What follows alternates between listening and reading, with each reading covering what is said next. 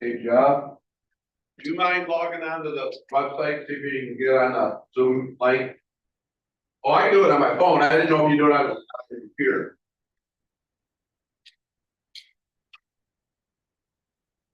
Yep.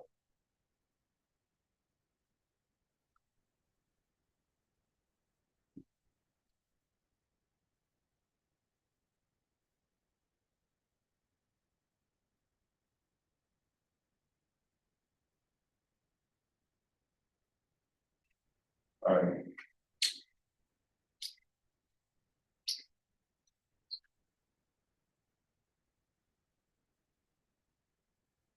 Does it show all like, I'll get in here?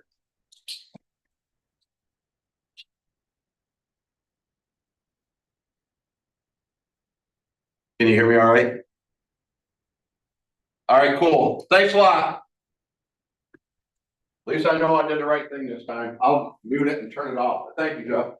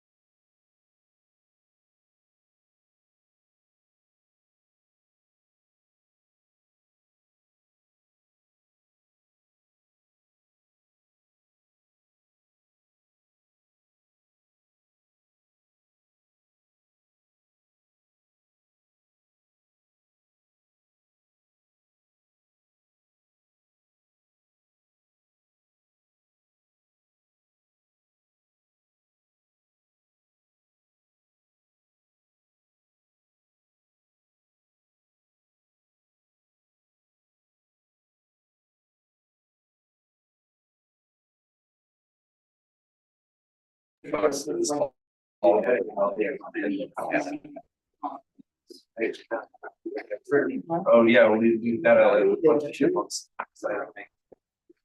Here, having all their relationships fun up there. This usually comments not. That's big. So I'm gonna call the insurance company and.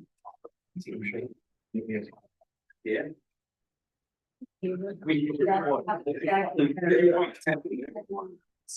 Yes. I don't think it's gonna be fun. Wendy said she'd come over and help me. So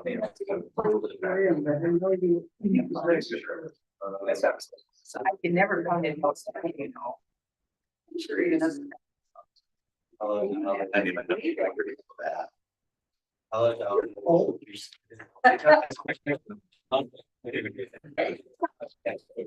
It's like, you know,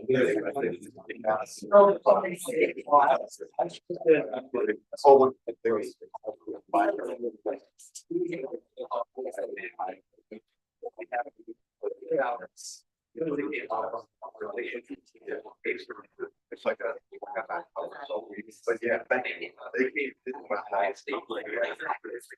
That's like.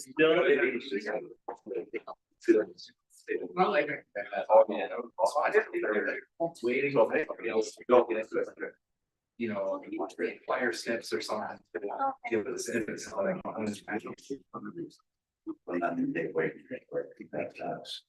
And have a scar there. Yeah. Have a scar there. Actually, yeah, yeah. Well, that's it. It was like, okay, get the someone to do it like this.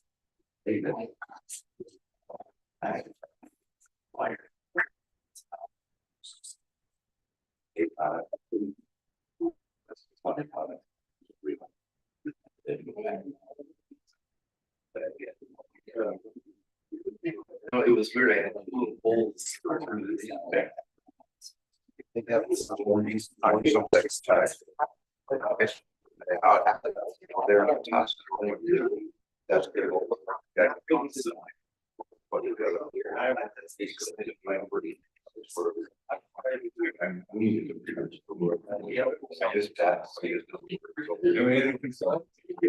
No.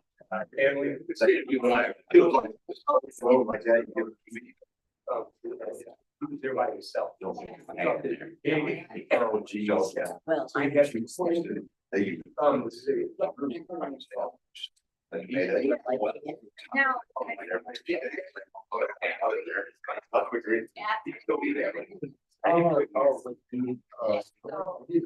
About somebody. Should have been named. And he was fine. But that is beyond. He. That whole trip.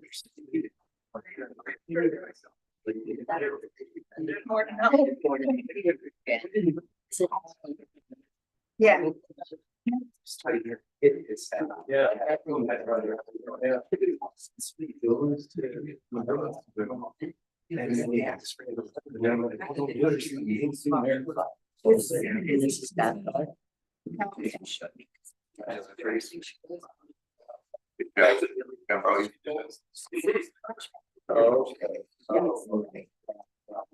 What's up?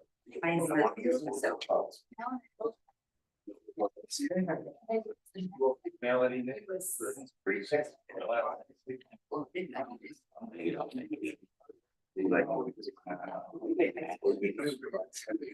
Yeah, and that's what that.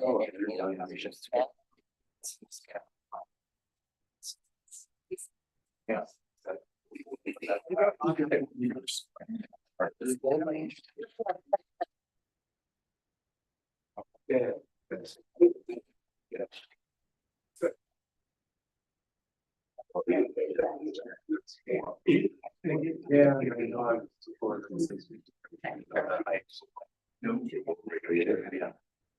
Yeah.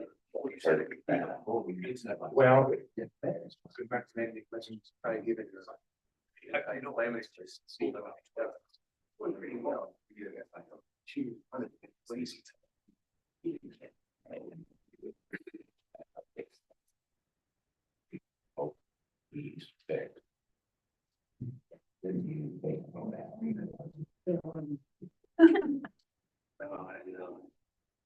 Ready, Tom? I put all of these in order, we come back, we stand.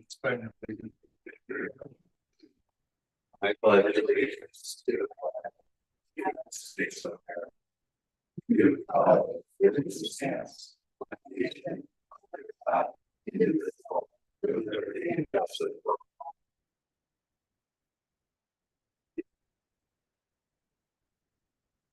Jamie Melky. Here. Matt Graham. Here. Jean Benjamin. Wendy Reed. Kathy Macho. Here. Julian Ford. On the agenda.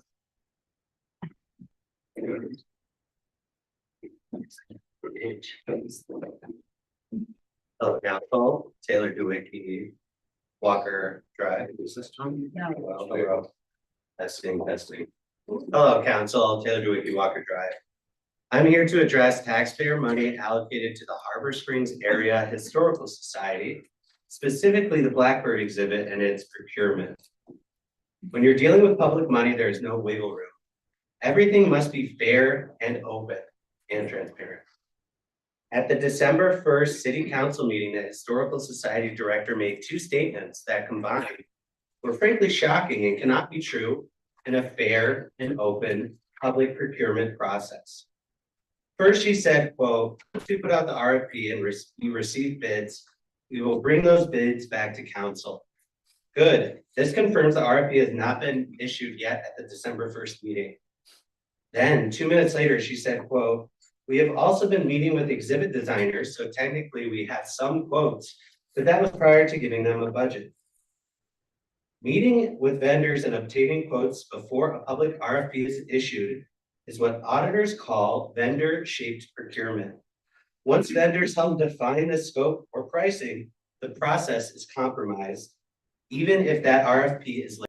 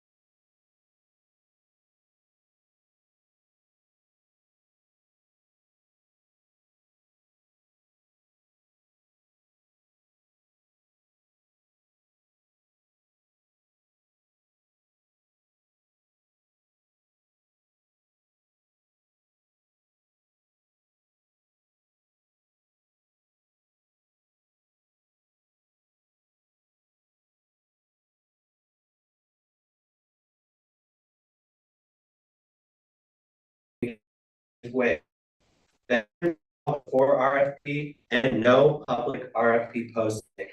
I'll add that when no public RFP is posted, auditors don't see that as a gray area. They see that as procurement failure by default. Council has a responsibility to ensure taxpayer funds are used in a process that is fair and open. Or to quote our own purchase and procurement policy, fair and accountable. And based on what's already on the record, that standard has not been met. Thank you. I'd like to speak at this time. Hi,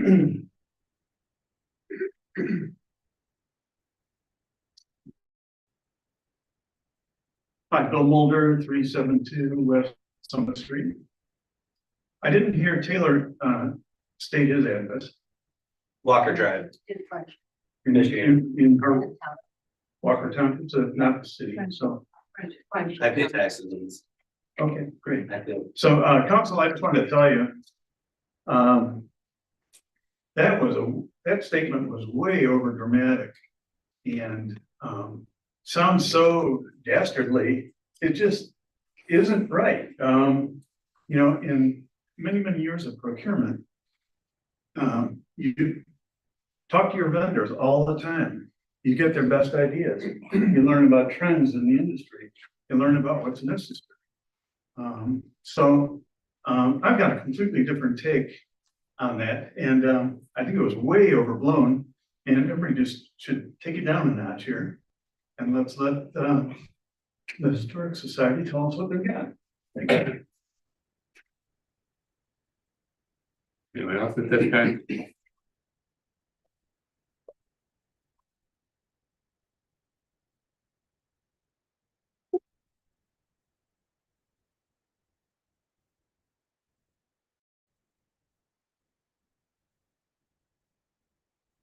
Hi, good evening, Karen Oldfield, West Traverse Township.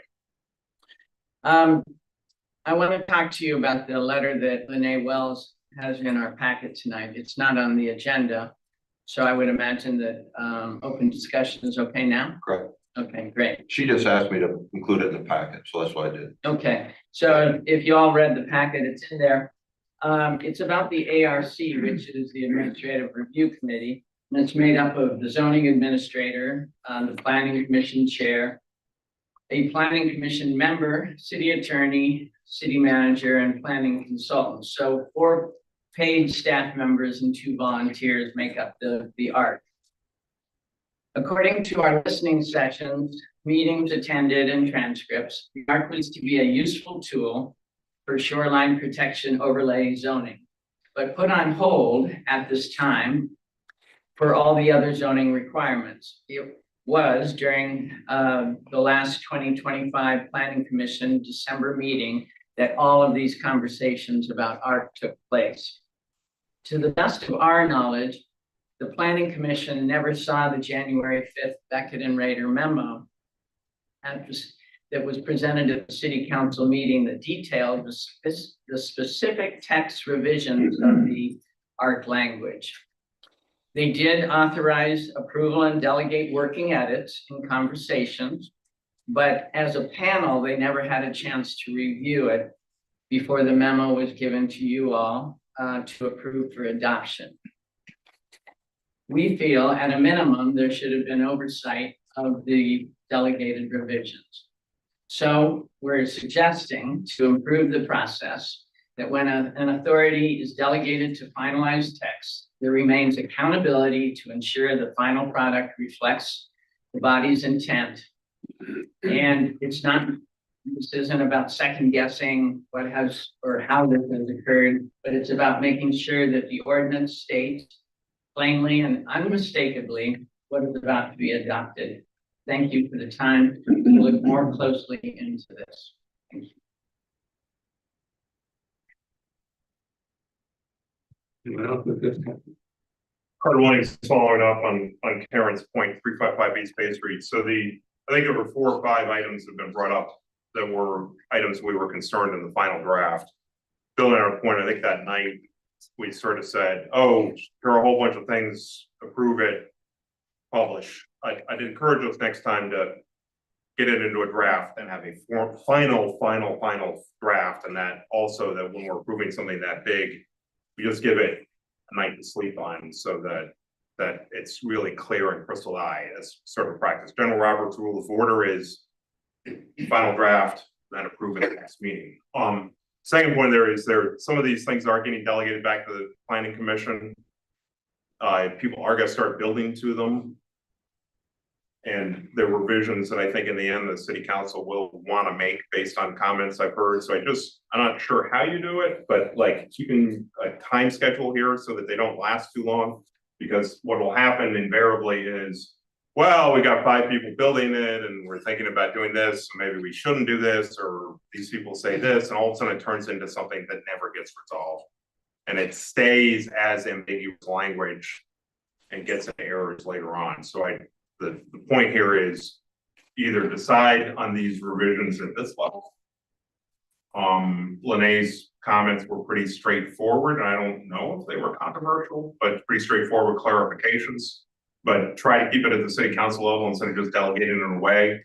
And then if they are delegated down to the planning commission, just try to keep a clock on it so that, because these are property rights issues. Once they become property rights, you can't actually reverse them easily. You run into legal challenges on them where someone could sue you and say you just took property rights away from me. So just be really careful about any of the delays on these revisions if you're going to accept them. Thank you. Mr. Mayor, Maureen Kinney asked or had her hand up earlier. I just want to make sure she doesn't want to get on. No, thank you. It was There she is. Maureen, are you there? yeah, hi. It was simply because the audio was out on Zoom for about 5 minutes, so I was raising my hand. So I'm good. It's back on. Thank you. Okay.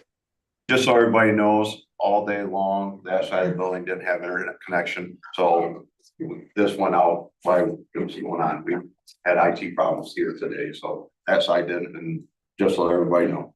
Thanks, Maureen. All right, we can move on.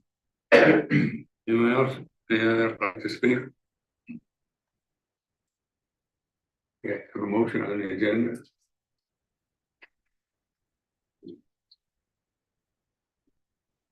I move we approve the agenda. Second that. Got a motion in a second. All in favor? Yes. I Opposed? Motion carried.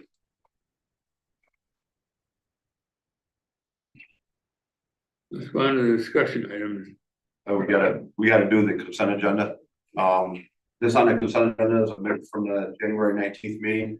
And just to clarify, I want to make sure we have the minutes correct. Reference to lamppost colors. I don't want to open that back up, but I just want to make sure it was 3 or 4, and I believe it was 3 is what we settled on. I think so too. I agree. Okay. I don't want to open it back up because of people but I want to, for clarification reasons, all right, so it's 3 colors. I Okay. thought I saw that in the I notes. listened to the YouTube, I read my notes. Black and gray. Dragon's breath. Those will be changed, right? Okay, Yeah. we're all You good. just have to move that last line that says green. That's why I didn't make it more. There was discussion on green, we went down the line, and okay, very good, thank you, perfect. Yeah. And then we have the current bills, and then the Garden Club's 50th anniversary event, which I think is gonna be pretty exciting, and kudos to the Garden Club, so that's the 3 consent items. I could pull item C out and put it in discussion items. I don't care where you put it. Okay. We'll put that as F. I move to approve the consent agenda items A and B. I'll second. Kathy Lancho, Yes. Tom Graham, Yes, Dee Benjamin, Yes. David Melky. Yes. Wendy Reeve. Yes. Motion carried. Very good. We'll move on to the discussion items. First one up is 4A, which is the Festival of Books. And I just moved this to this side. There we go. I moved it to the regular agenda just because it's a larger event. Amy's here from the Festival of Books. This has been a common thing. I don't see any problems. The only thing is that there's about this 24 yacht races going on at the same time. And there's gonna be a lot of people in town, but Amy and them are working, and George P. are working in unison. So Amy, you wanna talk now, or are you good? Any questions for Amy? Any questions about this? Go ahead. Go ahead, Jamie. No, you go first. You're asking for evening security for each tent? You guys come up here, sorry. Just click it on. Right there, yep. All three tents have sound systems in them that are left. And the officers have just done a kind of a roundabout track for us over the time. We don't have an individual officer in each of the events. They're just watching the tents for us. There's no additional cost to the police department. I don't put an So extra what person on. if somebody's sitting in. No, all no, night? no. We just, as our normal routine patrol, we just patrol through it or walk through it. So there's a tent in Marina Park, Shea Park, and Zorn Park. Correct. And you're serving liquor at Irish Boat Shop only Saturday? Correct. What are the hours? It happens from approximately 4:30 to 6:30 with a caterer who has a liquor license and an area on the east side that's fenced off, but most of the people are inside. Okay, and I don't know why it matters. It's a cash bar. Correct. Do you have a sign posted there that you can't leave the premises with booze? Yes. Okay. Yeah, and you're locked on. And then the snow fencing from DPW, you have it all 3 tents? No, it's just an Irish Boat Shop. Oh, it's Just for the, what we call our, all authors signing and happy hour. that was all I had. Right, thank you. I don't have any questions about Festival of the Book. I think it's a great event, but I do want to just make a comment that while the Parks Board is looking at the event policy, I think it would be really good to take this year to have the city keep track of how much the city is spending on events.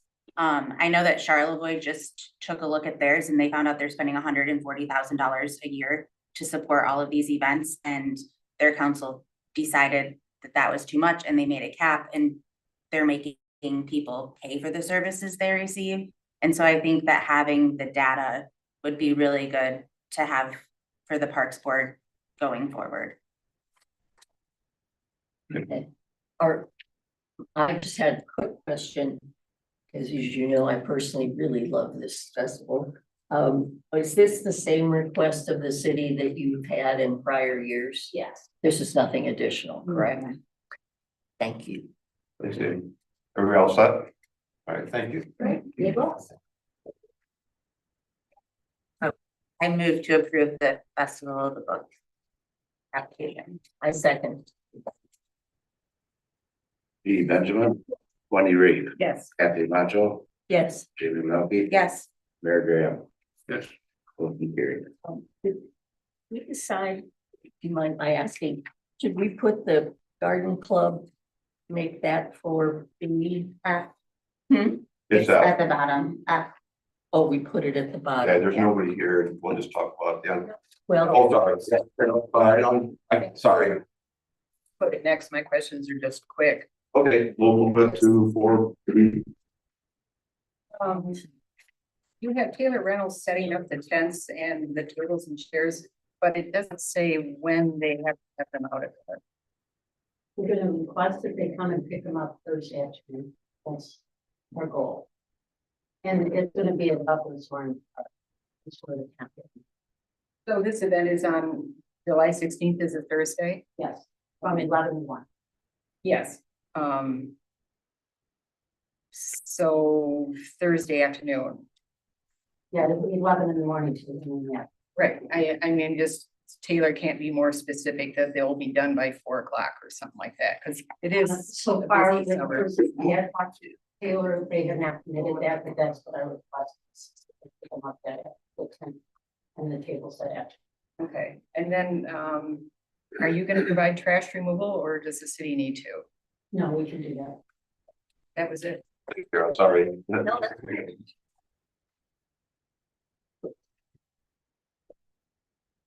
So we'll need a motion. Is that a public comment? Okay. Yep, go ahead, Karen. I just wanted to ask,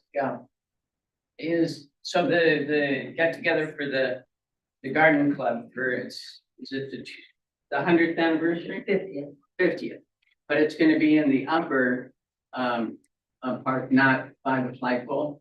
That's correct. We'll do the ribbon cutting at the flagpole where the garden is, the American Legion flag. But we'll do the tent in the upper one. Got it, thank you. Any other questions or concerns? All right, we'll need a motion to approve this. I move to approve the garden club event. I'll second that.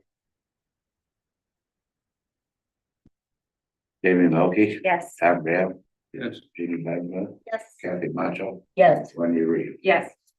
Motion carried. Thank you, thank you, thank you, thank you. We'll move on to 4B or C. It's a Blackbird Museum exhibit bid proposal. As you read in my memo, the Historic Society has solicited 3 qualified bids for the planning, design, and fabrication services of the museum. Council talked about this earlier. Kristen's here to talk about it. After a lot of research, they recommended an intentional design studio be contracted to do this. And based on the sensitivity of the items displayed, I take their lead on it, but they need your approval. And you have any questions, or Kristen, you want to come up? Or that you will, all right. Hi everyone, I'm Teddy Tammy, Assistant Director of the Historical Society. Happy to answer any questions.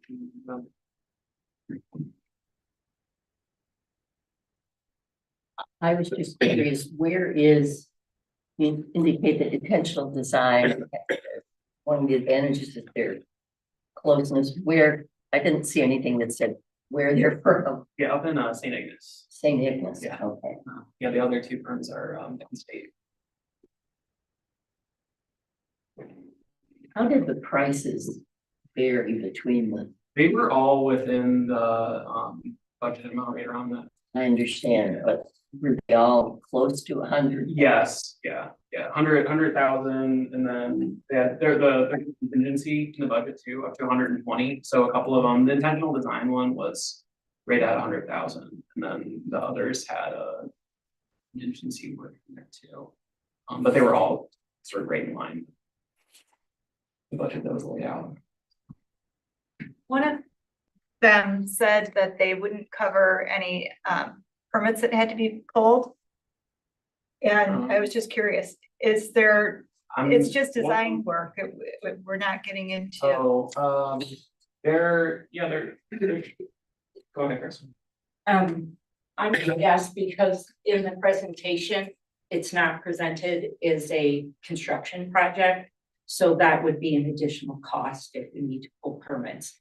That's not what we're looking for from them. We're looking for mostly off-site construction that they would come in and do installation. So that makes sense that they would list that as a separate cost.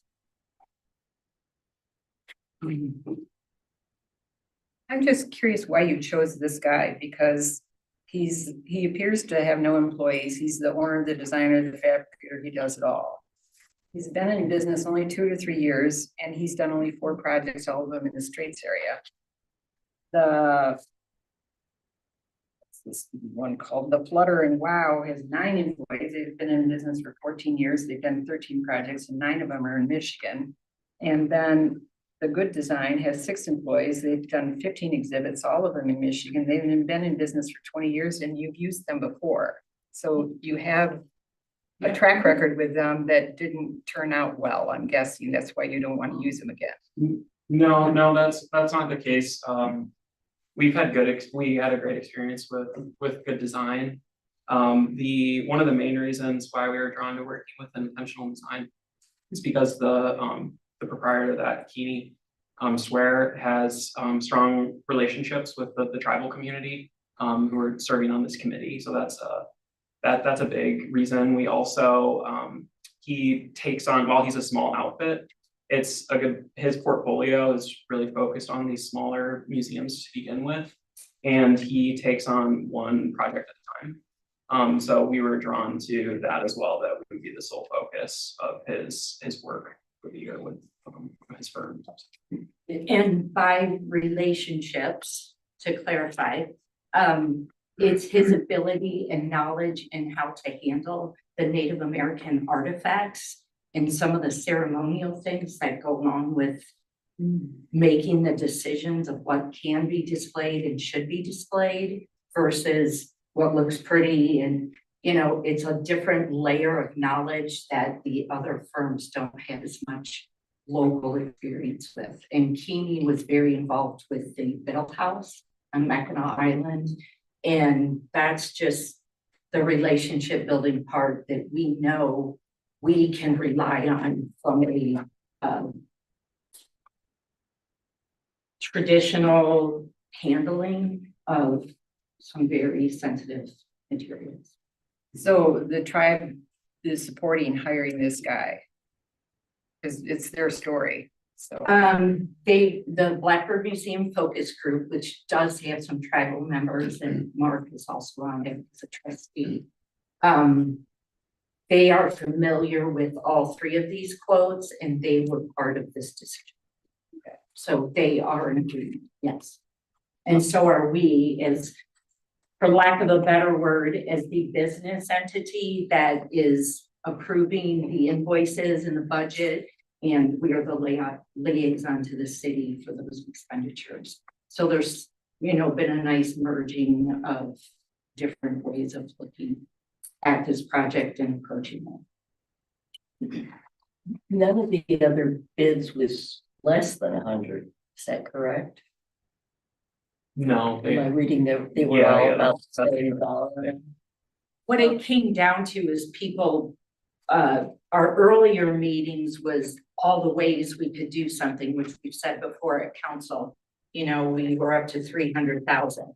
So these three quotes allowed those people to pair out different phases that just weren't affordable within the $100,000 budget. So they all come in $100,000 because Okay. they're trying to do what they can do within that. And so we took a grant package and condensed it into this budget. Yeah, price per square foot with $100,000 for this project is around $200 per square foot, and it can range up to $600-700 for these museum projects. Okay. I guess another reference to something that I think Wendy meant. Sorry, in reference to something that Wendy mentioned.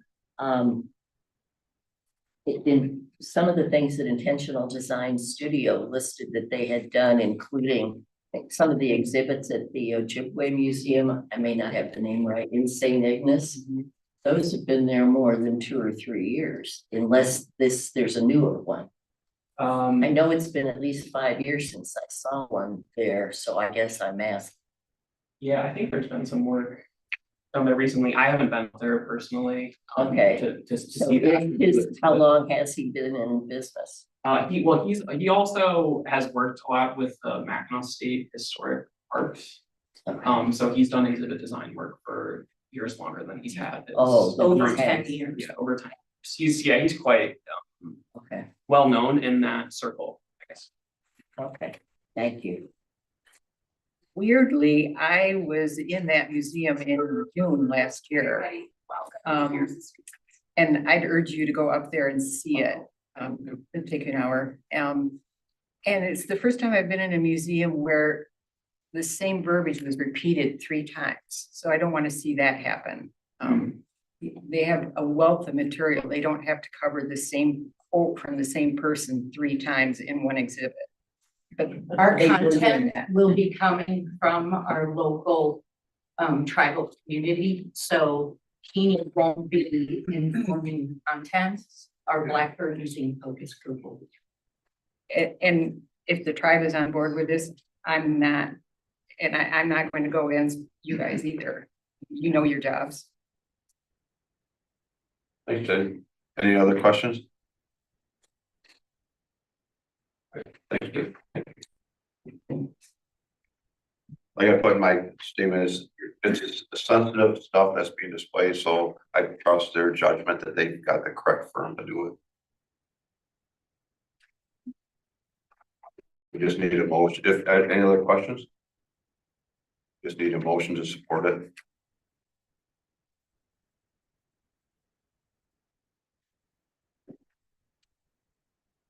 I make a motion that we accept the bid from Intentional Design Studio for the Historical Society's new exhibit in the Andrew Blackbird Museum.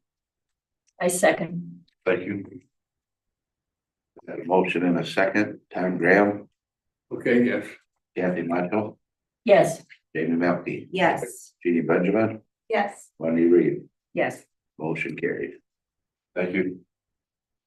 So move on to 4C, which is the Old City Hall Museum's window replacement. The Historical Society has leased this building since 2006. I attached the updated lease agreement from 2004. In order for them to do any major construction on the building, they need council's approval to move forward. This is the final major phase of this multi-year exterior project, and Kristen's here to talk about it. If you have any questions, we just need a motion to move forward with the project to get, you guys have to approve it in order for them to start. Somebody would like to make a motion? Any questions? I'm just here to answer questions. As you know, we've been working on this, restoring the building to its closest proximity. We will be preserving the stained glass windows. This project has come about because we had successful fundraising for our capital campaign. We've been able to utilize those funds very responsibly, and we've ended up able to appropriate these funds, this $200,000 project, to really make sure that we're done on the outside for a while. When we started to look into repairing and replacing the storm windows, that's where everything just started to, the realization that this is just going to be redundant until we just replace the windows.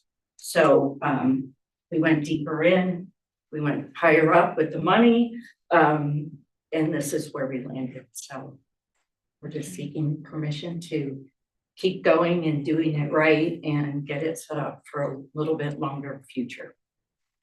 Yeah, one question, Mr. Mayor. Any questions up here? Yeah, yeah.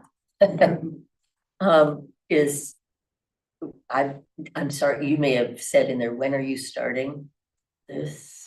We would be able to complete this project by June 1st. Okay, great. Is it at the same time as the siding or just after? Probably just after, within a couple months. The site moving along well, correct? Thank you. Yeah. It looks awesome. Yeah. Then I was gonna say, those guys are wicked, they've been out there. It was Good serious, I'm out there hard. Tougher than us. Yeah.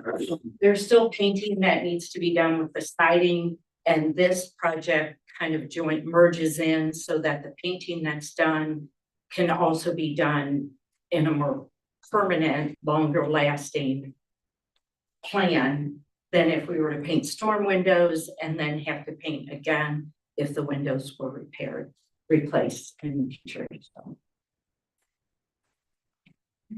Who's the window manufacturer? Sorry, Who's the window manufacturer? Renewal by Anderson. We also got quotes from Pella. Is the exterior material, is it man-made or is it something that's gonna require maintenance every 5 years? Composite, and there will be a wood veneer on the inside so that we can stain it the exact color to match the original.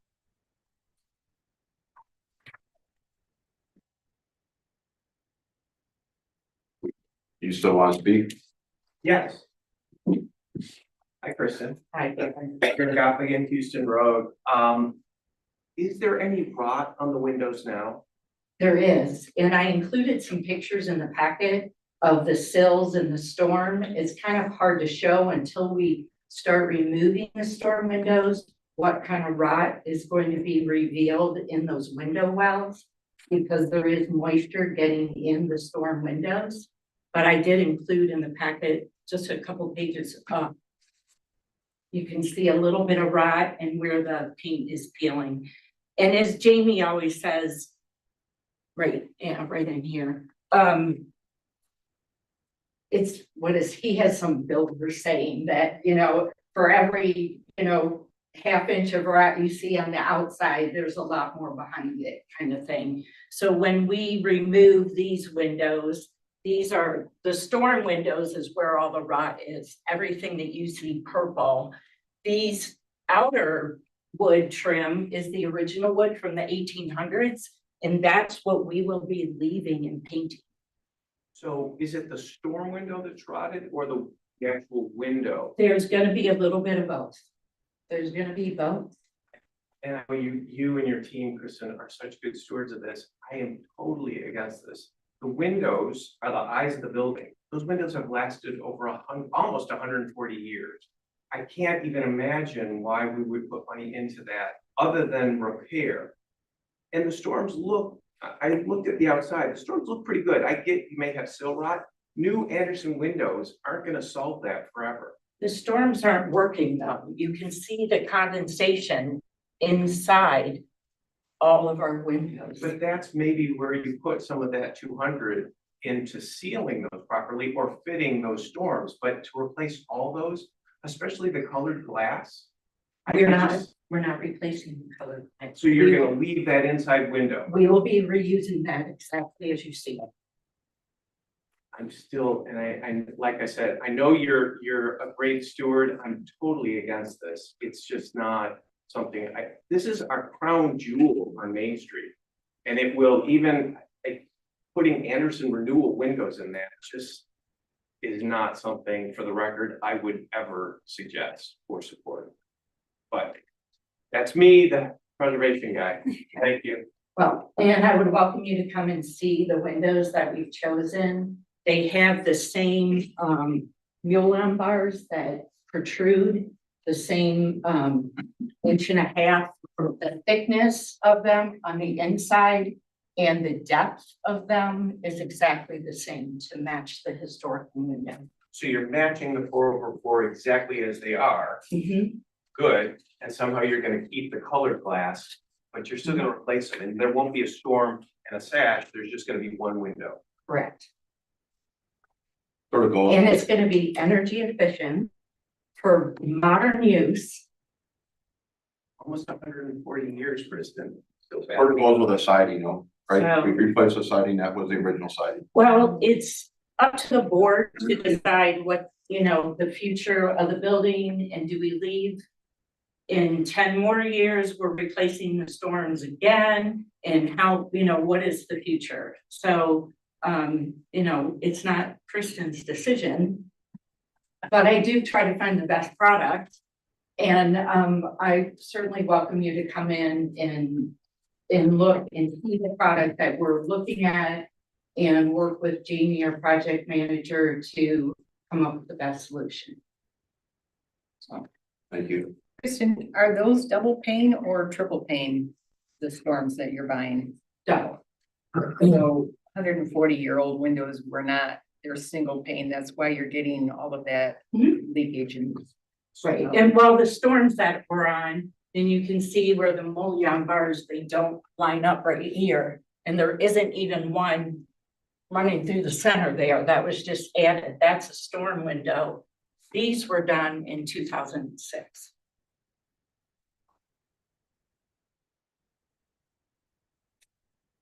Any other just questions for Kristen? Yeah. Mark. You can go ahead and unmute yourself, Maggie.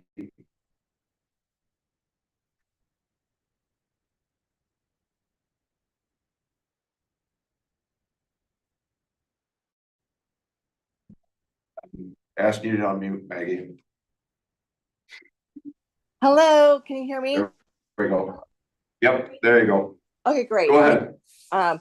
So the one thing that I think we should be reviewing is based on the different buildings I try to monitor, if it gets really cold and the humidifier or the humidity that's happening inside the building is not adjusted for the temperature, that's when you're getting the condensation, that's when you're getting the different freeze levels. And so I think that, do we have an HVAC system that we're monitoring to make sure that the internal side of it is being adjusted? Is this something that we're reviewing? So, I do right. believe if we're not watching the different temperature levels, which happens often, that you're going to get the humidity and the rot that's happening in the windows.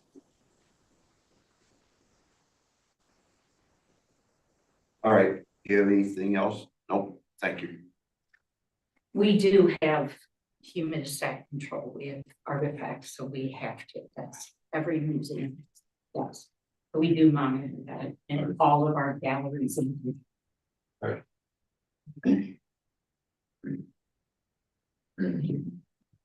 So back to what Taylor said earlier, I guess he left.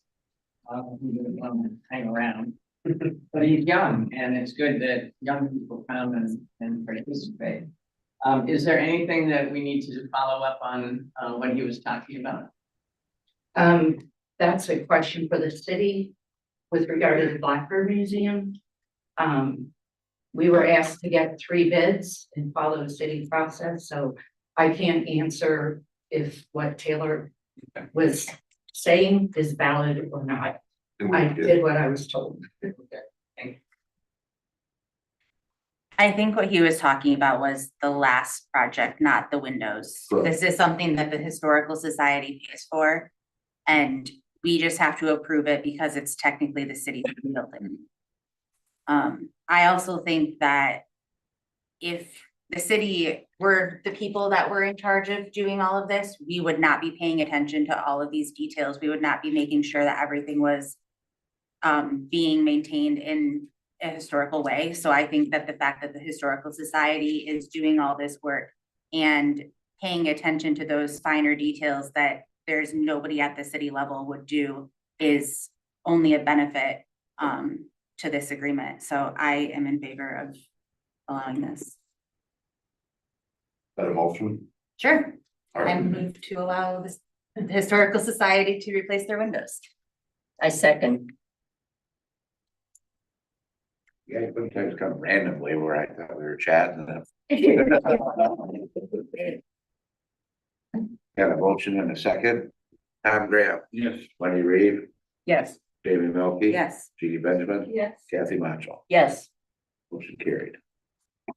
And then see exactly what Jamie said, that they work hard. I mean, this volunteers that works hard, and it's a committee that the city wouldn't be able to do or would take a lot of time. And so we all appreciate the work in the building. Blackbird will be phenomenal when it's done too. Thank you. Thank you. Thanks, Teddy.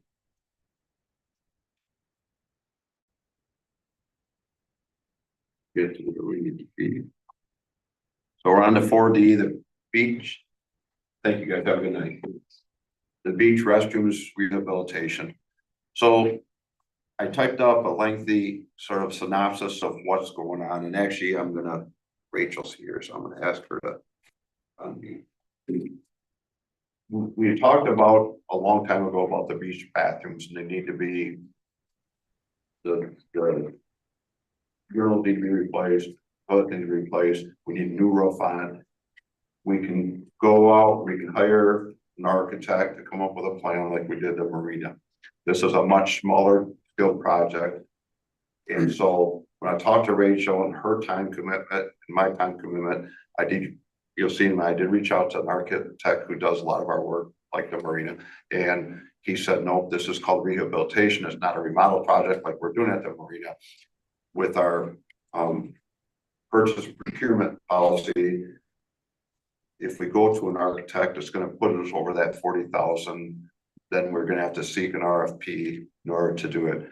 Rachel's reached out to several of the contractors to get some prices on it. She's talked to Lucas. She talked to the Muir Roofing to see if they would be interested in doing a roof, for example. They're like, it's too small a job for them. They recommended Petoskey Roofing. I'm bringing it to you. We can go multiple ways. And if I feel that I would like to see it done by the summer. And in order to do that, this is a way we need to go. I spoke with there's a couple of things. I called them a county building just to make sure that we're not violating anything. And they're like, no, it's a rehabilitation. We're not tearing down the building and start from scratch, so that therefore we can do it. And then I reached out I had a meeting with the water and the DPW just to make sure Kyle Lake doesn't have that expertise. They do, they have people on staff that can sort of look over it and make sure that it's going correctly. It's not necessarily the norm, but I feel it's a good way to get that building up and running by the summer. But I totally trust your decision because it's your guys's, it's everybody's money. So I'm open for questions. Rachel's she's unmuted herself. Rachel, do you have anything else to add? Yeah, so basically, long story short, we have the roof and then we have the plumbing and the HVAC. So council can either bid out the project as a whole and have it be over $40,000 because that's what our policy states, or you can treat them as two separate projects and do the plumbing and the HVAC and then do the roof, which then Kyle and I would work together and the city manager can sign those documents to move forward. That's really all I'm asking for tonight is how we'd like to proceed. This is something that should be completed before the summer. You can see on that chart that the building, we're wasting a lot of water. And with that comes dollar signs. So best to have this completed before Memorial Day.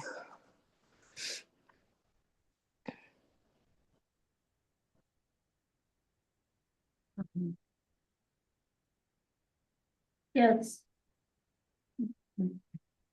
Kyle, I'll ask you, what's the biggest? If we do this piecemeal, which I think may make sense for other reasons. Which are the things that need to be, what's the most desperate need? Probably, and Rachel. The plumbing. The plumbing, I feel, is because we were wasting a lot of water, and I think there's some work underneath that needs to be done. Is that correct, Rachel? The plumbing would be the main plumbing thing? would, the pipe that's leaking would be absolutely that needs to be repaired. But while you're doing that, you may as well refigure the plumbing because the problem is that pipe went July, right? Sorry, it's smaller print on my phone. In July, and we couldn't shut the water off the building because it was July in Harbor Springs.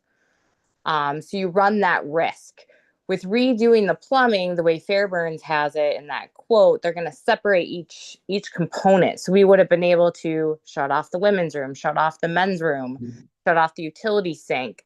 They would have been able to get to the fix much quicker instead of having to shut the entire restroom building down for multiple days.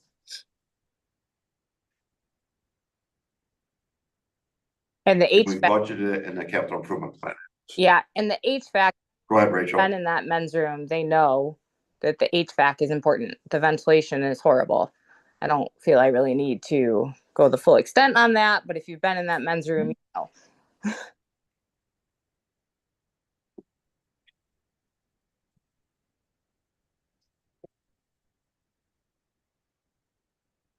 It said that we couldn't make this repair last summer because the leak is underneath the concrete pad. So are we digging up the concrete pad now to make that repair? Rachel, do you have the answer? Did you hear that question? Do we have to dig up the cement in order to get to the repair? Yes, if you want to repair it, but what Fairburns wants, per the quote and the companies, they're going to cut that whole line off. That line will be irrelevant. That's the whole idea, is they won't have to dig into concrete ever again to get to a leak. They're gonna re-plumb it, correct, Rachel? They're gonna replug the whole thing. You will have some external pipes in the men's room, but they'll be highly insulated. You won't even know they're there.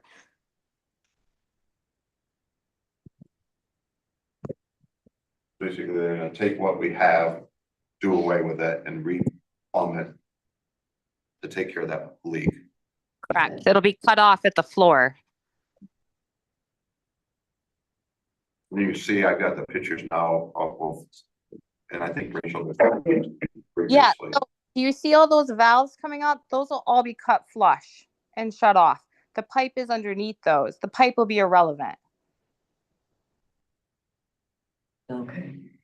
So then it also said that we don't have the capacity to put in an electric water heater because we don't have enough power there to support it. But yet we're buying an electric water heater, aren't we? So how are we getting around that? Buying the same size, it's going to be smaller. it'll still be enough to power what the building needs to do. She's cutting out. Yeah, that might be her. I don't believe it's this. I think it's maybe her phone. Well, yeah, but she needs. Yep. Could she repeat what, could Yeah, she Rachel said, repeat? what she said is it's gonna be a smaller water heater. And much more efficient. We had talked about this earlier, that the water heater will be as capable of providing what we need right now, much higher efficiency with less electricity. I have a dumb question, maybe. What do we need hot water for? Mopping. To cleanse, like for washing your hands, Mopping. mopping too. Oh, okay, mopping, okay. I was gonna say, maybe it's not supposed to be, but I've been doing an awful lot of bathrooms where there is no hot water. We had the same thought. Good job, Rachel, on that, because I was not sure. Yeah. Do we have any concern that piecemealing this together is going to lead to having to redo it in the future if we change plans with this building, or My feeling is, I don't go ahead, understand. Rachel. I don't understand the question. The question is if we you're sort of broken on our end, but if we piecemeal it together and we decide to do something down the road, is there concern about it? The thing that I would say ultimately, I mean, you can have to do would be what's happening at the Marina building. I mean, You'd have to go through and do a whole remodel, which would be much more than a safe. $5,000. Yes. within the footprint of the building, I'm not sure what we would ever do to it besides knock it down and rebuild, which I don't think anyone wants to do. Right. So for the use that it holds right now, plumbing would be its main use, and then you have the lifeguard room. And what we might do before we, just if you were to grant us, before we go to the roof, we would see, because we got the other roofing projects that we're working on currently too, with us all, just to see if maybe we can lump them together to get a better price. And I know there was a concern, or somebody has suggested about a metal roof, and Rachel put in her memo, like basically the metal roof along, there's no metal roofs along the waterway. Maybe Irish may have some, but we feel a shingle roof would be the best way to go with this.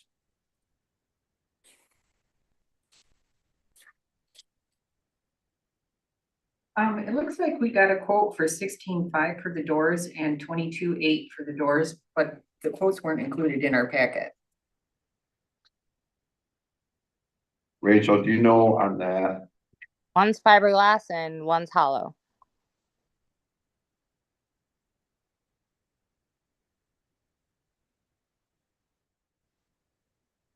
Oh, because she's got some of the quotes I didn't have. No, but what I had was what didn't you saw. Yeah. bring the quotes. We got 3 quotes for roofs too, but we only got 1 included. Well, in the packet. We didn't bring the which I had to read with my magnifying glass. Yeah, we're not bringing the quotes to council for approval. You're broken. Can you hear me? Yeah, now we can. You can hear me? Yes. So we didn't all you're bring- asking for is if we. Can I ask you, since she's breaking up? Yeah. So all you want to know is if we're okay with doing it in separate pieces and not putting the RFP out. Correct. That's what we're. And then you'll bring, will you bring back the quotes, or will you just deal with it? I will, if it, wherever it Under falls. 10,000, Correct, then I'll. you'll deal with it. Got it. If it's over 10,000, you'll bring it back. Perfect. If it falls within the policy, I'll take care of it. Okay. And if it doesn't, then we'll do the problem that we had, and I must be working, Yeah. but that she reached out to other contractors, the guy to get a price, and they didn't get back to her. And she's worked, I know she's told me multiple times, Fairburns is like been at that building like 4 times, like they're ready to go and they have a good handle on what's going on there. And so that's what she explained to me. To Jamie's point, it's really simple in the sense of it's really just a roof and plumbing. So you're not going to dig in and find, oh gee, now we have to repair this because there's really nothing else there, Right. right? They've looked at, from my understanding, what Rachel told me, Petoskey Roofing's looked at the roof. Fairburns has looked at Jared from Access Last must have been down there. They all laid eyes on it, and this is what before I sign any agreement with them, I'll run it by the people that I know that I feel will do the city justice. Well, our budget for this is 80,000 and at the moment it sits at 52,250. So we're well under budget, but it doesn't include painting, carpentry, electrical. So we're probably going to fall well short of that budget anyway. I'm hoping. And I also know that we want to get Fairburns booked as soon as possible because every day you get closer to the 4th of July, everybody's schedule gets crazy. And from what Rachel told me, they want the business, but they want to do it. They've been there, like Rachel told me, they've been there 4 times to look at it. It's strange, but I think with all of us on board, I think with the DPW Water Department, myself and Rachel's vested interest, I give her credit because she's working part-time for it, but she's still very vested in us. We still have a couple other projects that we have to work on too, Quan's Park. So, but this is something I'd like to have done before summer, but I also want, I want the blessing. Okay. So do we need to vote or we just? I would say I'd like a vote, Okay. but we need a motion to allow city staff to move forward with this project as it's presented today, something in that sense. And then, but because the plumbing and the doors are both over the $10,000, those bids would come back to council? If we can find other companies to bid on it, we will do our due diligence. Right. We're not gonna do RFP, but we're gonna go contact. Yep. All right. And I talked to Mark about it and Mark was like, I don't want to throw him, but he was like, no, you're completely fine. Yeah. And he's our architect that we use a lot. Okay. I move we proceed with the action that you requested as far as the beach bathrooms. It would basically say that we move forward with the rehabilitation. Rehabilitation. Yeah. And each contractor, if there's any permits to be pulled, they're gonna be responsible for pulling those permits. So we'll take care of that. Okay. Nick, does that give you enough? Yep. I'll second. Wendy Reeve, Yes. Jamie Melky. Yes. Tom Graham. Yes. Kathy Macho, Yes. J.D. Benjamin, Yes. motion carried. Thanks for plumbing, Kyle. And we'll get going, and I will report back as we will make progress. We get to the next.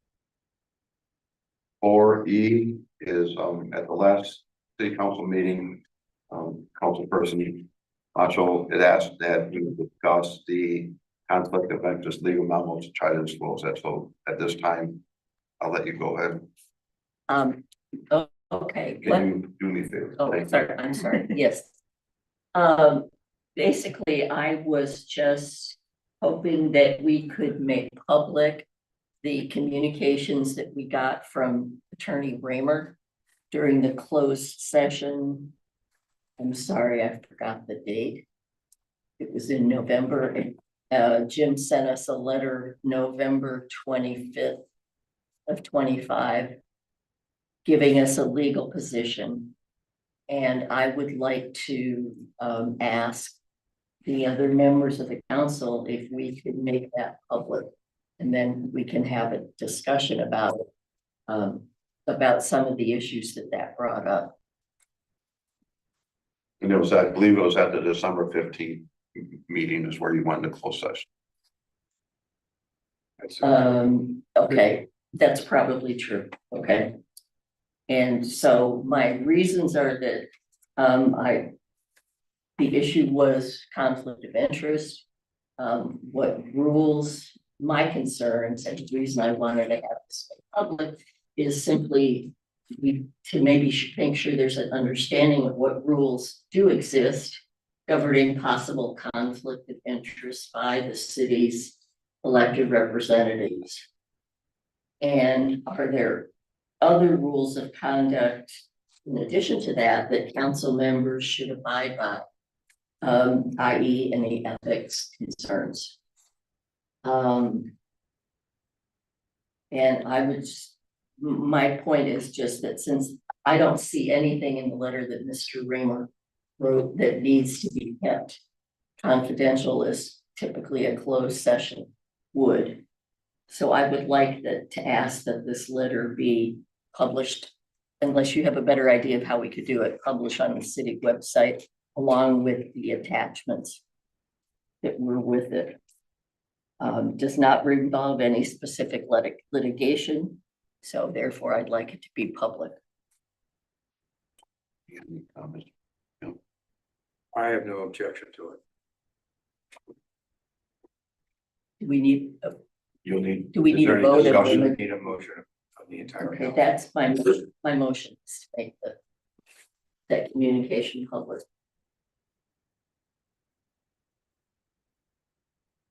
I'll second. We open it up for discussion. Is there any discussion on this motion? I mean, I stated my Yep. points. I could certainly expound on it, but I would rather not. I mean, I'd rather not discuss it anymore until we have agreed or not to make it public. Oh, perfect. I just open. Yep. Anybody else? Got a motion and a second? Yeah, we're ready. All right, I'll do a roll call. Kathy Batchel, Yes. Wendy Reeve, Yes. Jeannie Benjamin, Yes. Adam Graham, Yes. Jamie Melky. Yes. Motion carried. Very good, thank you. Awesome. I'd like to make a further statement if I could, now that we can talk about this in public. I have a lot of thoughts about this and I've been trying to consolidate them. And since the letter will be published, obviously everybody will have a chance to read it. There was also a copy of a previous letter that Attorney Raymer sent in, I think, 2006. And also a document that was published in 2006. It was actually a public document from the Michigan Township News that had quite a good discussion of the issues regarding, and so I'm asking that that be part of what we put on the website, that discusses ethics and what kinds of behaviors the public expects. And as Jim mentioned in his letter, there are really two types of issues. Conflict of interest that are financial or personal interests that might be at issue. It was pretty clear, and please correct me if I misstate, it was pretty clear that what the appropriate action is if an elected official has a financial conflict of interest. It's pretty definite. It appeared to me from both state and I think city charter that that a person would need to be recused, would need to recuse him or herself, and that would be a mandatory decision. The concern that's come up in the last few months had to do with personal interest in issues of the city and personal relationships that some or that any of the council members might have with individuals that are involved in a lawsuit involving the city. I don't think there was any issue of financial. I'm not questioning that, but Mr. Raymer's statement in his letter was that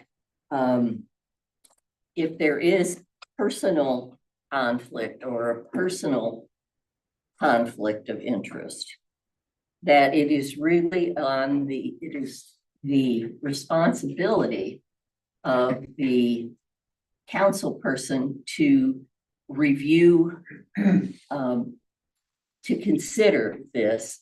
And it's up to that person and that person alone to decide if they have a sufficient conflict in order to recuse themselves. The rest of the council cannot require, if I'm understanding this correctly, cannot require another member to recuse themselves from a vote or from discussion on an issue if there is not a financial interest involved. What I thought was really interesting about this article from the Township News, and you may think that October of 2006 sounds like a long time ago, but as I understood from Mr. Raymer, there hasn't been a whole lot of litigation or law regarding this subject since then.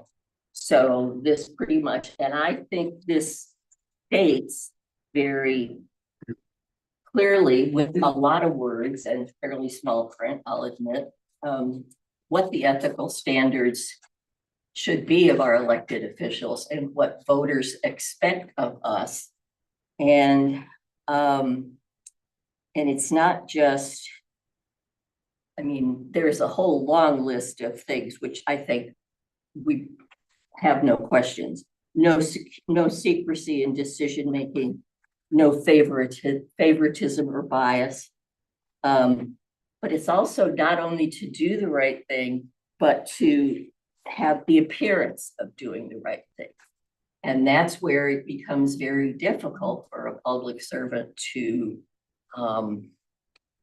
you really have to analyze not just what I think, what I feel, but how do I think other people are going to perceive it and whether it's the right thing to do. So with that in mind, I'm hoping that sure everybody won't read this, but I'm hoping that everyone will at least look at this. And I would suggest that potentially going forward, all new city council members, maybe all council members every year should have some education regarding ethics and conflict of interest rules. So as a refresher of what the public expects. Because I think public expectations are an important part of this. So. I'm trying to, as you were speaking, I'm trying to figure out where we're gonna put it on the website, how we're gonna, I'll get with you just to figure out where we're gonna display that. Okay, if it's anybody, I hadn't really given that any thought. I think it can just be like A Facebook post? the news No. or whatever you do at the top. Yeah. When you get to the second half of the page, there's the news articles Yeah. section Yeah. with the red borders. I That's think what- doing it as one of those with some attachments. That's what we'll do. Probably Okay. sufficient. Okay, and then the documents would be available on Yeah. the city website Correct. if They can somebody just just click on wants to that. look them up later. Yeah, we'll figure that out. Okay, that would be my suggestion. Thank you. You could also put it in the next packet, just so that it's there for reference as part of like the minutes or whatever, All right, keep, or discussion items or whatever you want to In the do. next Just make it next for the next packet too. Right, because then it becomes part of the public record. Okay, Whereas thank you. I think closed that's session good. minutes are only revealed to council and then they're destroyed after 6 months. Yeah.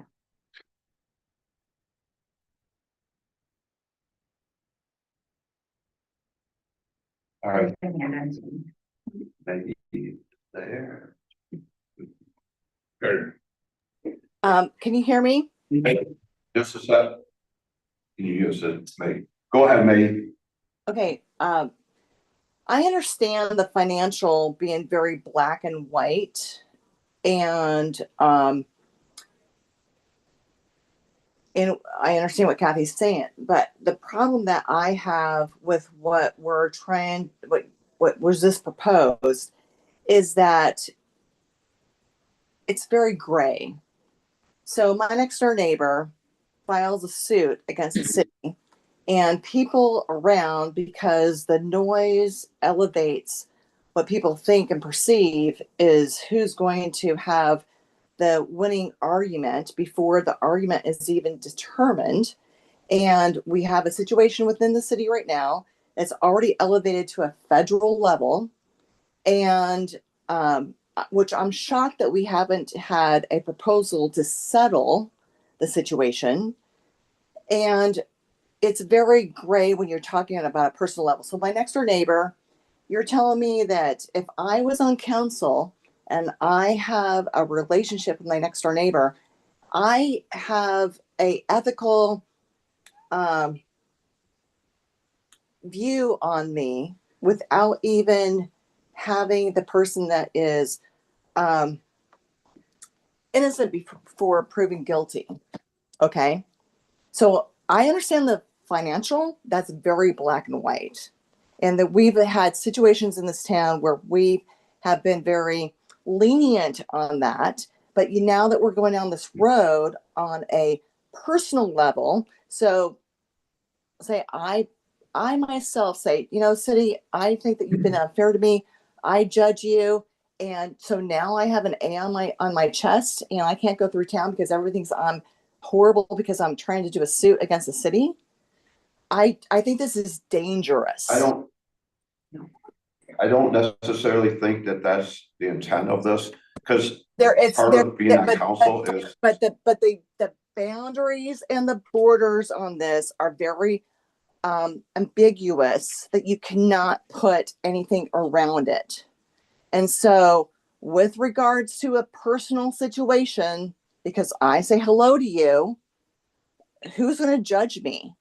I understand the financial is very black and white.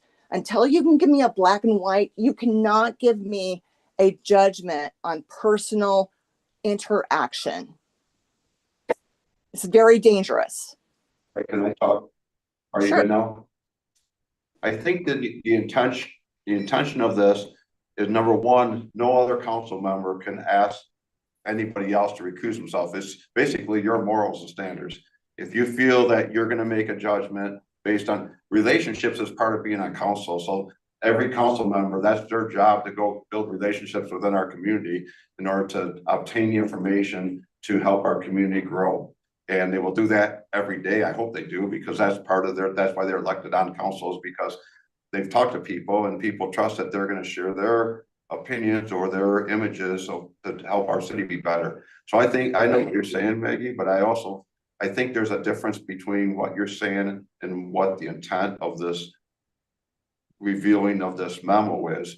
There's sort of, I know what you're saying, but in the same sense, your job as a council person is to go talk to people, solicit what they feel, and bring it back as a representative of your area of what you feel. So I understand what you're saying. I think that, and like I said, each council person, they have to recuse themselves. Jeannie can't ask Mr. Graham that I think you should do it. It's his judgment and his morals about it. And if you feel that you have that some type of interest that you shouldn't make a decision on something, then that's up to you. And you're the one that has to live with it. Okay, but okay, so I have not run for council, okay? And in 2 years from now, I run for council, and we still have issues that are still out there. And I am a church member, and I interact with the individual, and I have good conversations with them. And then I go on city council, I get voted in, and then now I have to recuse myself because I interact with somebody at a church level. That's not the case. That's not the case. It is, and so It's not. No, because Point of you're saying. order. It's been 3 minutes. Okay, but I'm just telling you, Sorry. you guys are being, it's very dangerous what you guys are going down the road on, because there's a lot of people that are not even voted for council yet. And we have councils coming up here in the next few months in August. Okay, thank you for listening, but I think that this is very. Thank you. All right, thank you. My only response to that is, it is a gray area. That's why it's up to the individual. I agree. Go ahead, Kurt. Not sure what. Observations here, and I sit on many boards of companies that are constantly involved in fiduciary issues. I've had colleagues go to jail over these issues, who thought they were doing the right thing. So I'm not positive that this is gonna help. I applaud releasing the information. Carter Lane's 355 East Bay Street. I applaud releasing the information. I would prefer that we never, that whenever you do have closed sessions, that you rethink about every single time after you've had the meeting, releasing the information shortly thereafter, if there's not a particular conflict. I think that the financial thing is black and white, and the reason why that is in law is because it's black and white. And that the relationship issue one, though we know it creates conflicts, has just been part of our political discourse forever. That Carter? It becomes difficult when people's interpretation of those relationships then is used and weaponized in some particular way to make accusations that become inflammatory. And so I think it is important that we all avoid that, even though we can come up with sophisticated ways to come up with the desires that we want by embarrassing other people, that it creates damage to discourse to do that. Speaking of the particular individual who's got a lawsuit, he has a lawsuit over an issue that dealt with how he was fired. It's not been settled. It is a matter of the courts under the federal review. It's not the city versus him. He's not an outcast from the city. It's a legal issue over how he was dismissed. I think that the fact that we put so much sensitivity around the issue, and there are legal reasons to do that, has failed to address the fact that the person was dismissed in an irregular manner. If I had fired somebody in that way in a corporation, I myself would fire. And I don't think I don't know all the details, and I know this sounds a little inflammatory, but absolutely, based on what's been reported, if I were working in a corporation and fired somebody in that particular way, I would be fired the next day. If any of my employees did it, I would fire them the next day. And my point is not to relitigate that, but we do need to pay attention to the HR parameters associated with this. And we shouldn't take the sensitivity and hide this thing and not address the issue that we have to think about modern HR procedures, because there are employees who then feel that they are in a dangerous situation if they have to raise a point. It's an opportunity to learn, not to accuse anybody of a particular mistake, but to learn and go forward. So I think that more transparency and discussion is the thing to do, and that when we get angry about it, that maybe it's a good opportunity to talk about the fact that we're angry about it. I do think that in this particular case, that something that came up in this meeting was, not this meeting, but in the discussion that I heard is that in some way Andy's an enemy of the state almost, which I hope that's not, that's the discussion that went on amongst people outside of here, that I'm really just commenting, I'm not making accusations here, that Andy somehow, the discussion outside was that Andy shouldn't be discussed or talked to because there's a lawsuit against him. That's a matter for the court to decide, not us as the community to put him into a negative position. We're talking about this, so this is just disclosure of the closed session. It's not about Andy. I'm using it as an opportunity to bring up something that at the time I did not, because of the anger around it. And I just think as we as a community, I would just encourage us to try to, let's bring out disclosures, talk about it publicly. I'm not making an accusation about anyone in particular here. I just thought it was frustrating at the time that the polarization that showed up and the anger, I think it's good to review over time.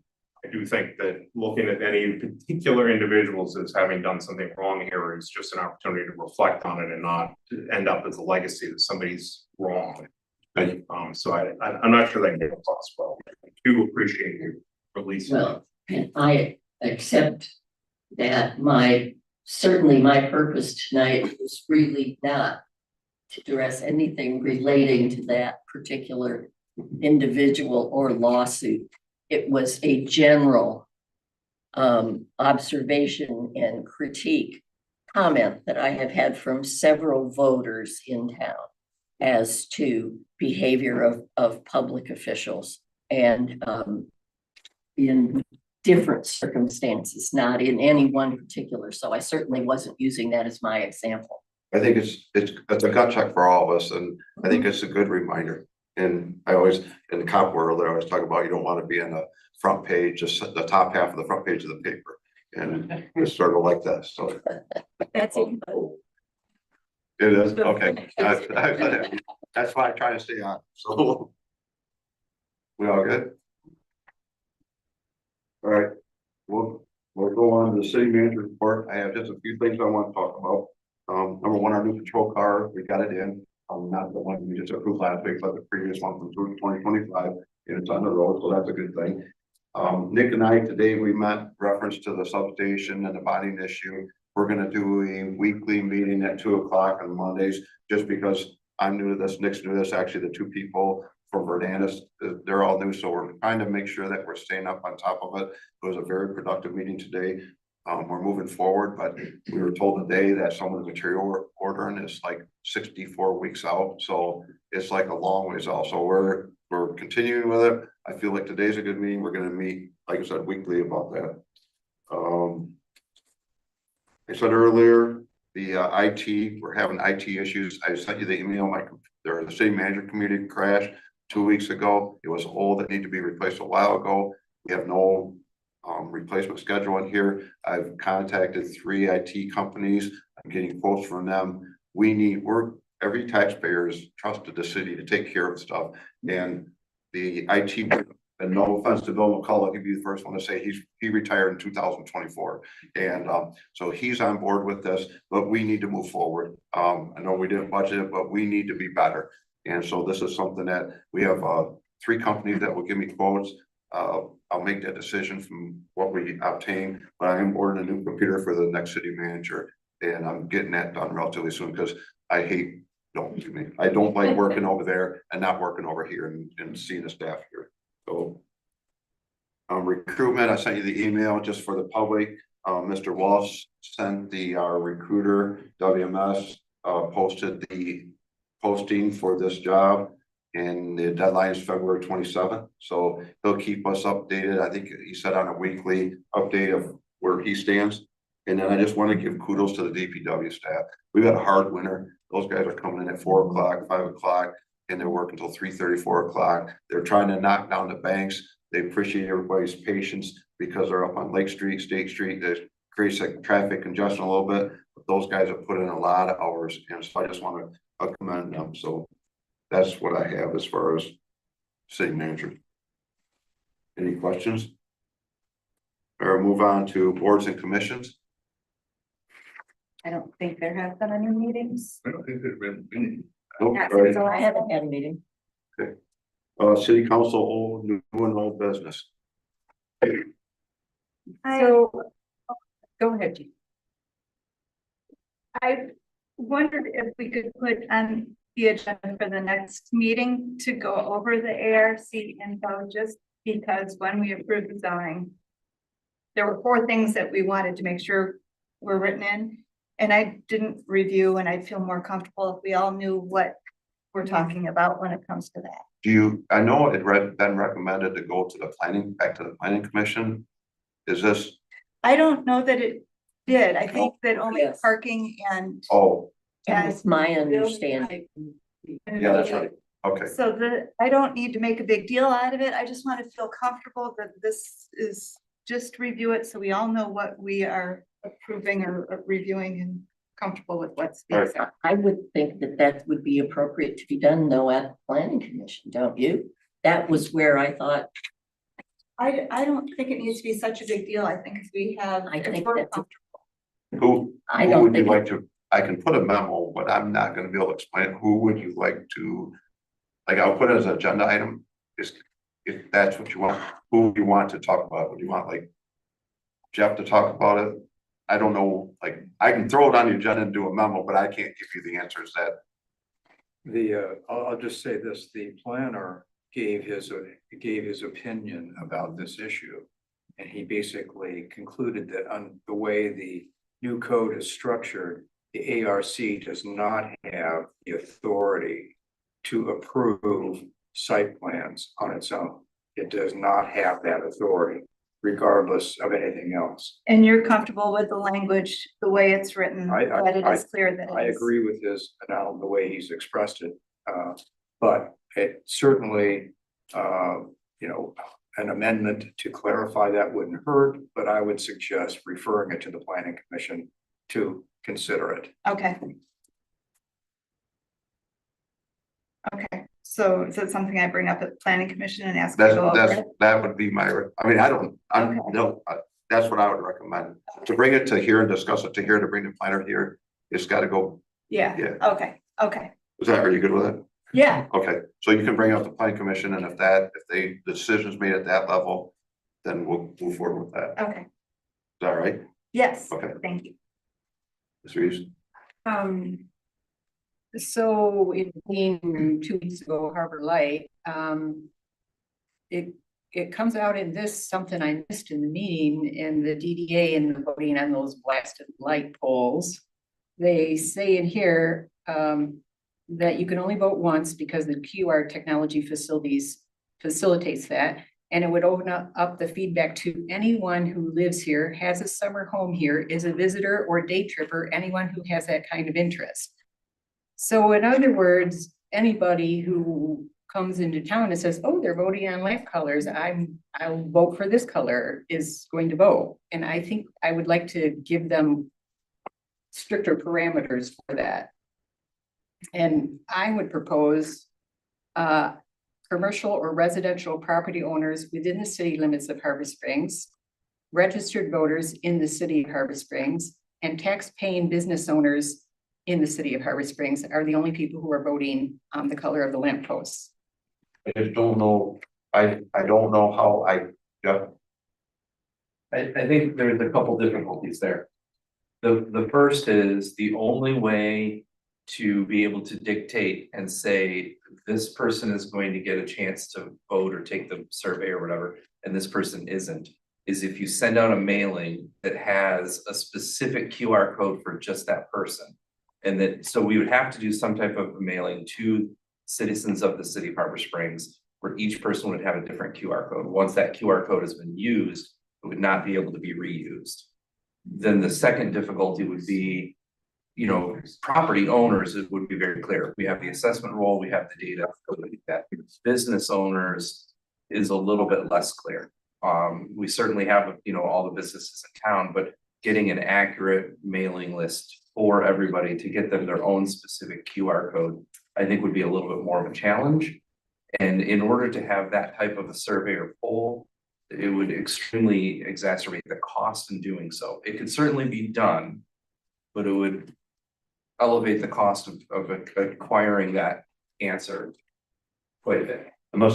But the DDA taxes those business owners, so there is a list of who pays that tax. We tax the property owners, but in cases where the property owner is leasing that building to a business owner, we don't necessarily have a perfect list of all of those business owners that would need to be contacted. Okay, well, that is the minor in all of that. I could strike the third request and just make it voters in the city and property owners in the city. They are their lampposts. So how would we do that? Just send a mailing then? I'm just looking at staff hours and who's gonna do this. Okay, so Jeff's suggestion that we do a mailing with a QR code to each tax-paying citizen, each voting citizen. We compile a list that keeps it not to summer visitors or not to somebody who's come into town and bought a Tom's Mom's cookie and said, oh, I think I'll vote on this. I think what would be the next step for that is we could research, and because we don't have the technology here to do that, we could look to organizations and research what type of cost that might be and come back with some type of an estimation at another meeting. Carter, just real quick, maybe. I apologize, this is a point that's frustrated me. One, the technology exists for us to be able to contact everybody at a very low cost. We haven't adopted it. We should probably, I think, as a matter of practice, figure out how to communicate with everybody directly, cheaply. We use it in business all the time cheaply. We keep saying it's really expensive here. So it might be a good project to just sit down and figure out how to effectively communicate to people directly. And deal with that as separate things. Second, we keep putting surveys out that have zero statistical relevance and then making decisions. It's frustrating. We have this in a lot of the zoning issues, zero. And the practice in policy making is if you have a non-statistically accurate survey, don't use it. It is incorrect. It directs people in the wrong direction. You can use it best to get ideas. So send a survey out. You can find out information and then discuss the information. But I really wish we would stop using surveys as any kind of statistical relevance. Use it simply as a way to get some ideas to think about a problem, and then have the policymakers sort of make some decisions around those ideas when they hear them, but don't use these surveys to vote on. Zero statistical relevance. My only concern is the manpower.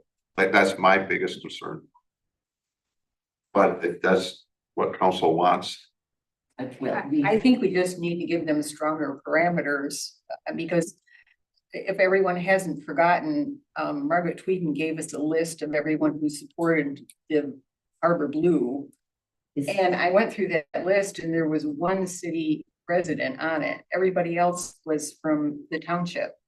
So I want this to be a fair vote.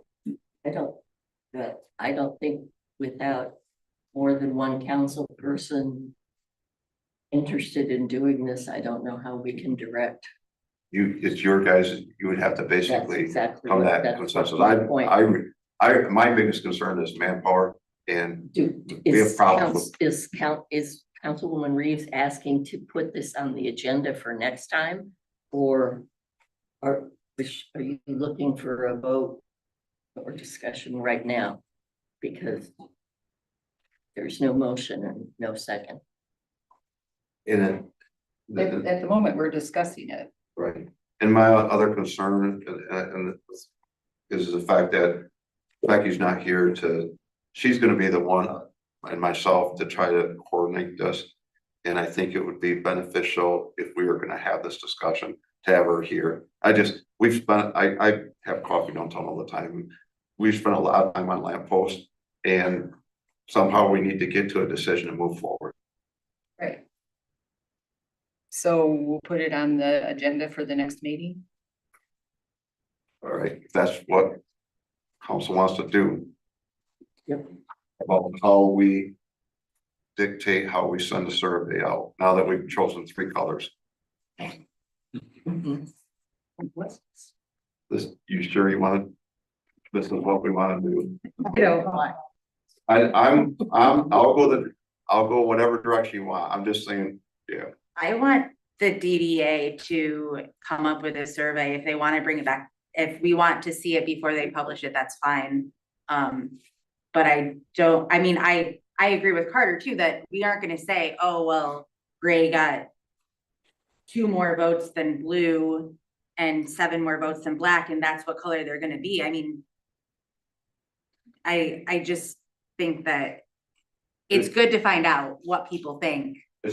I'll say this, it's a survey, it's not an election. Exactly. It's a survey. You're asking people's opinion. And you're not making. I don't want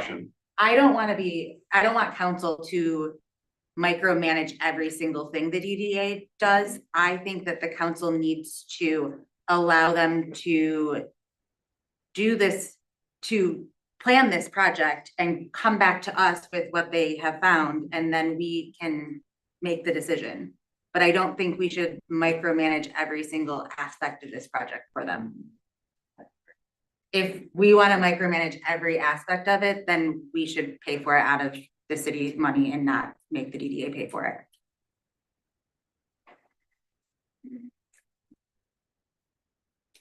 Can I ask Becky if the survey pulls who's making their vote, maybe that will help? You know what I'm saying? The clarification of what the survey is going to say is great. Yeah, that makes sense. How long is the survey? I mean, they're doing it from what month to what month? I It's don't- long. Do we know? July. in the summer.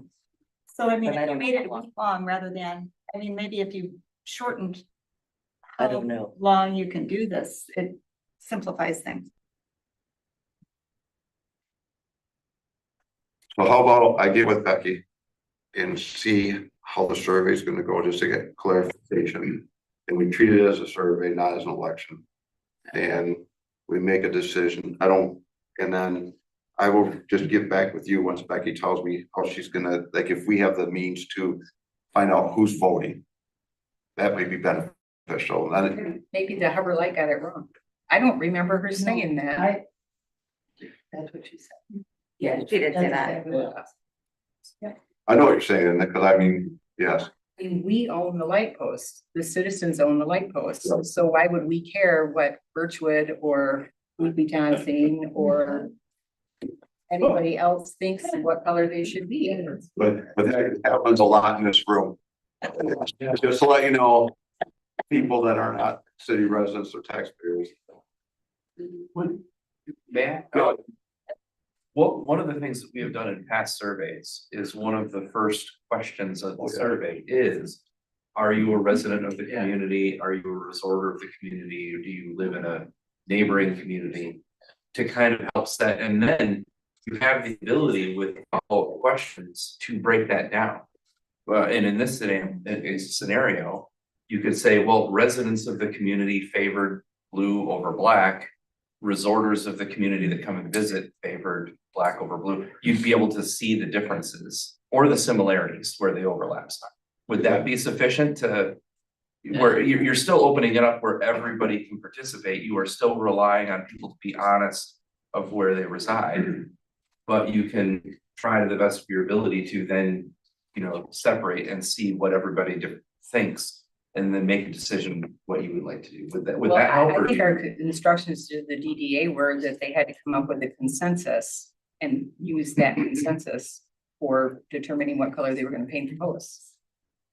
So we will, how about, I agree, Jeff had a good idea, that I think in a survey you can put there, are you a city, whatever your stipulation, are you a taxpayer? Or are you a business owner? Like a simple question, and then that we start the survey with that, and I'm gonna get with Becky on this. And then from there, we proceed to where we go. At least it'll lay the parameters of what we're looking for. Is that right? Instead of bringing it back for another discussion, I'll talk to Becky and we'll move forward with that. Yes. And then I'll report back to you what I find out. Okay. Is that right? Yeah. Okay, I'll talk to her, try to knock it off tomorrow, so it'll be soon. Thank you. Thanks, Steve. And then one more thing, sledding and s'mores is taking place at Kiwanis Park on February 28th. But the Parks Department has never issued a request for an event on city property. And their argument was that, well, Rachel Roon was the Parks Director, but she isn't anymore. So She is still currently the Parks. But we're doing it. I know, but that would mean that 7 people are making a determination as to what they're going to do on city property, but it never comes before us. And I don't see a reason why it doesn't come to us. I'm not, Victor was here prior to me, but in the past, it was a city employee making a decision for the city. And that's why it didn't come, because it was I can't use an analogy, but it'd be like the football team, football coach wanting to have a football game at the field and have to go to the school board to get approval to do it. That's not probably a good analogy. I understand, but I also understand it's a city employee that's having. But then the whole weight of what happens is that falls on her shoulders. If it is spread among the 5 of us, she's somewhat absolved because we made the decision to let it go forward. So I kind of look at the legal implications of s'mores again and say, why are we doing flaming hot sugar with an unknown number of children at an unknown number of ages? I think we got lucky. I don't think we should take that chance again. Discussion.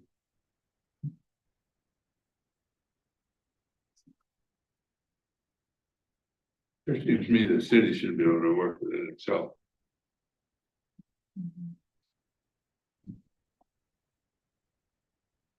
I'm looking for guidance.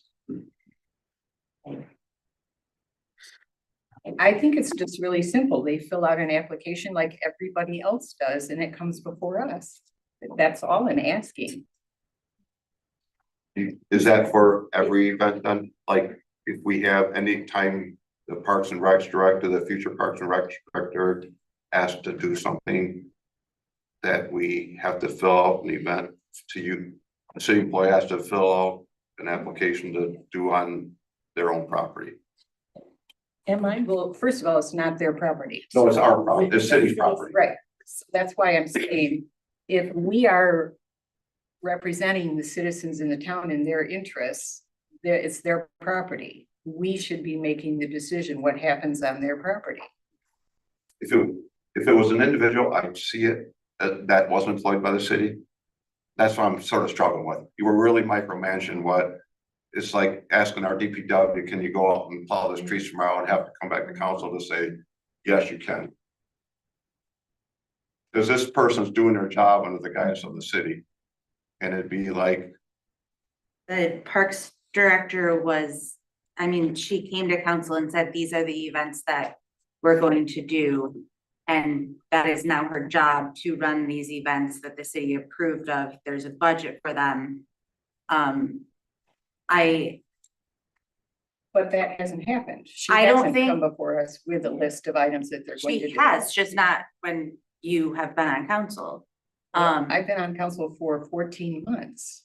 So she does it.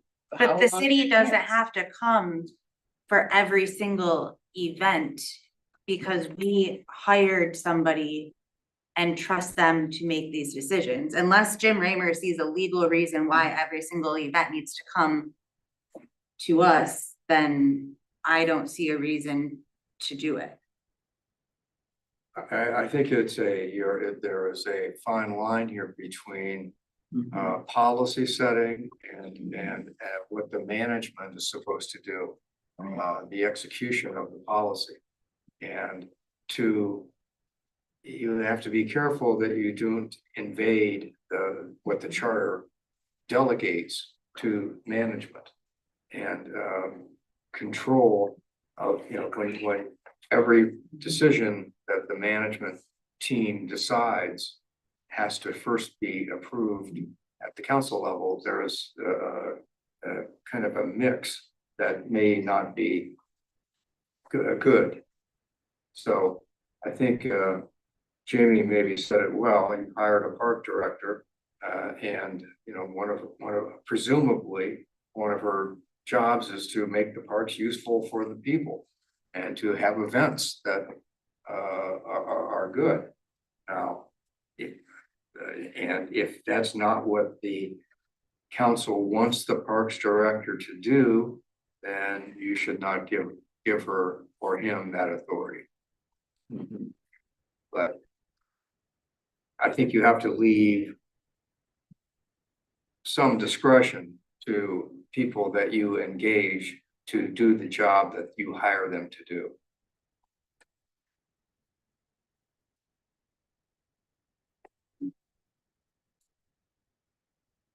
That's all I would say. But I'm listening. I I know. brought it up. It's my job to bring it up.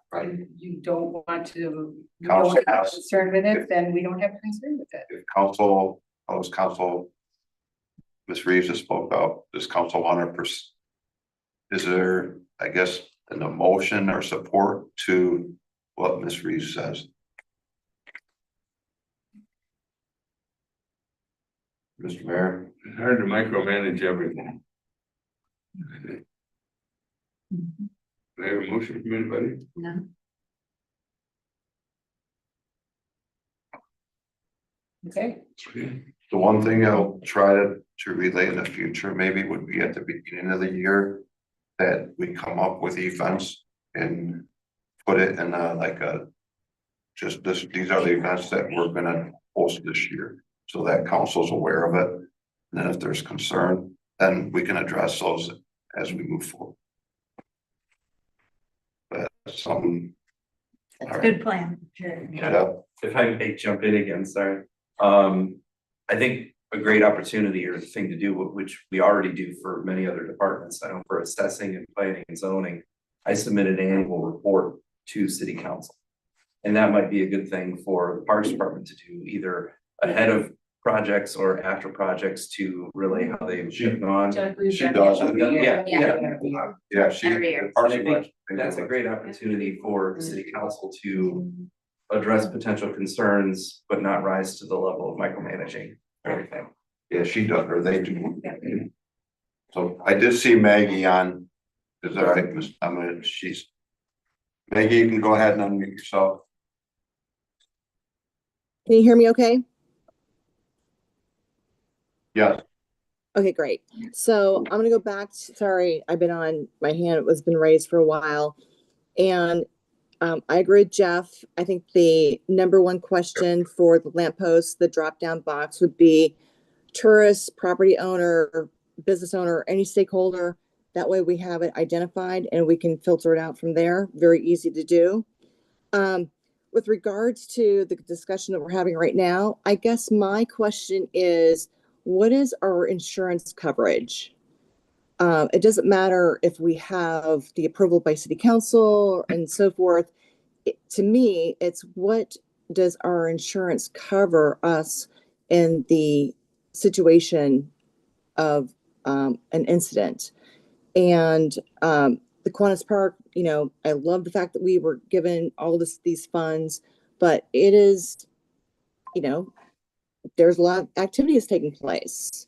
And I personally don't understand our insurance coverage of what we are covered. And that's where I would like to understand more so before we say, okay, we can do this and micromanage and so forth, because I think that right there would be our baseline of what we can do and what we can't do. All right. Thank you. Okay, thanks. Allison? Hi, Allison Larson, 255 East Bluff. My question was also about insurance and liability. If someone is injured, since the child was burned at the s'mores event this summer. So I just wanted to follow through and find out the answer to that. Thank you. You're welcome. And we are insured through Michigan Municipal League. They're our carrier. Any claim that is staked against the city, we turn it over to them and they are aware of situations that occur within the city. Go ahead, Jamie. This is again a issue of micromanaging our staff to do the administrative things that they were hired to do. And I think that we need to stop dwelling on, are they doing their job, and trust that they are doing their job. They're not going to let the city hold an event that we are not covered for. And it's an administrative thing. This is what the charter tells us we're not supposed to be doing, is micromanaging the administrative jobs of the city manager. It comes on to vicarious liability, and if we do something terribly wrong, then we will be held accountable, but everything is currently under the best interest of the city. I'm not saying that things might not happen, but. Public comment over? Yes. I think it was. Long time ago. So. Any questions or concerns? Our next meeting, the City Hall will be closed actually on our next meeting date, but it's February 16th. It's a holiday President's Day, I believe. But we will hold our meeting. I'll put together the packet if you have anything else that you want to bring up. Nice to see the attendance tonight. It's not overwhelming, so we move forward and we're done in an hour and 15 minutes. Mr. Mayor, you good? I'm good. We need a motion to adjourn. Just adjourn. Just adjourn. Okay, you ready to adjourn? Yes. All right, thank you. Thanks for everybody.